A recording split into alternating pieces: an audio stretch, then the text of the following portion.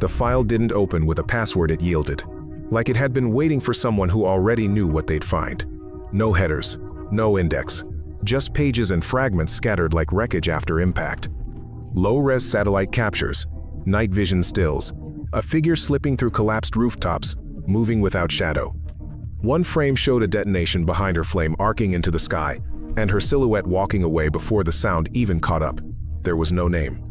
Just a code name, repeated in clipped mission logs and blurred transcripts. Echo, always uppercase, always alone. The colonel flipped through them slowly. She showed up in missions that didn't officially happen. Every op marked with the same impossible note. 0 casualties, friendly side. In one grainy thermal capture, she dragged a hostage up a ravine with a blown knee, her back arched, teeth gritted, but her hands never slipping. Another frame, a high-value target crumpled in a stairwell, throat crushed, her shadow descending the next flight.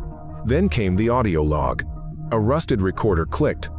A man's voice, neutral, clinical, psych profile, trauma, adapted, silent, under pressure, operates best alone. High detachment threshold, no known emotional triggers, a long pause. Status, self, withdrawn, no formal discharge. Disappeared following mission failure, Bravo unit, Kunar province, all others, Kia. The colonel didn't blink.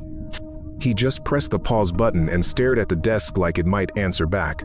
The last photo wasn't from a mission, it was from a hallway camera base interior. She stood in front of her locker. Civilian clothes, boots unlaced, staring at her own reflection in the dented metal. No salute, no goodbyes, just a dog tag left hanging on the open door. Then she was gone. The colonel's office was quiet, save for the hum of the ventilation and the distant echo of boots on concrete. He waited, fingers folded, eyes steady but unreadable. She stood by the window, shoulders squared against the cold glass. Outside, rain traced slow rivulets down the pane like memories she couldn't wash away. He broke the silence, voice low, almost careful. Why now? She didn't turn, her eyes fixed on something invisible, somewhere far beyond this room. After a long pause, her voice came soft, without accusation. Because someone trained that boy wrong. The colonel's brow tightened but said nothing.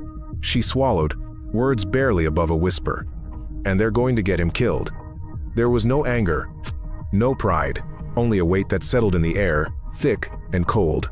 Her hands clenched briefly into fists at her sides, barely noticeable. She wasn't here for glory, not to prove something forgotten. She was here to protect. The room breathed with the tension of unspoken histories. He finally nodded, slow. A silent agreement, 2 ghosts, drawn back from shadows, tethered by something neither dared name aloud. Outside, the rain continued its steady rhythm, soft, relentless. She didn't turn to look back as she left, but the faintest trace of a promise lingered in the space she left behind.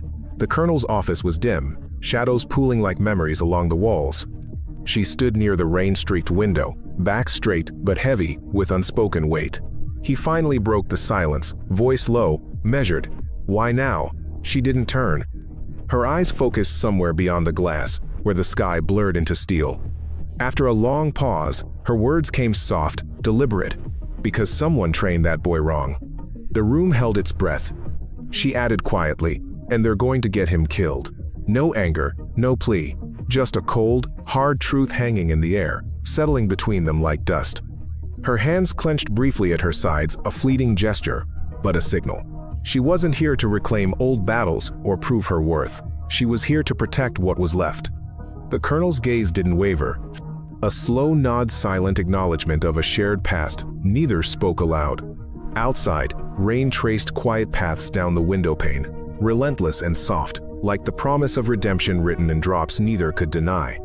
The colonel's fingers hovered briefly over the keyboard. No glance upward, no hesitation. A single keystroke later, a new name appeared on the mission roster, Ghost Consultant. The room remained still.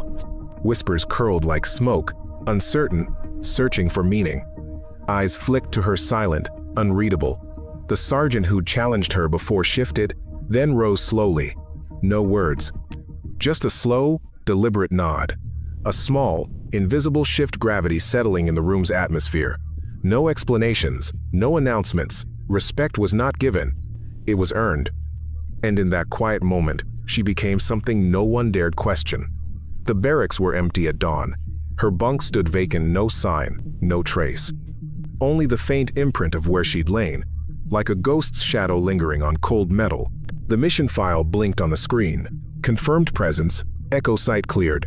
No fanfare, no final words. Just the quiet aftermath of a storm passed through. Outside, the first light bled softly over the horizon, washing the world in muted gold, silent witness to her unseen departure.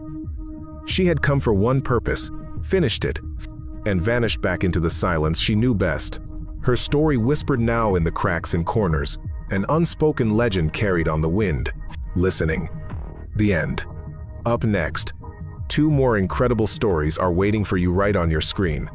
If you enjoy this one, you won't want to miss this. Just click to watch and don't forget to subscribe. It would mean a lot.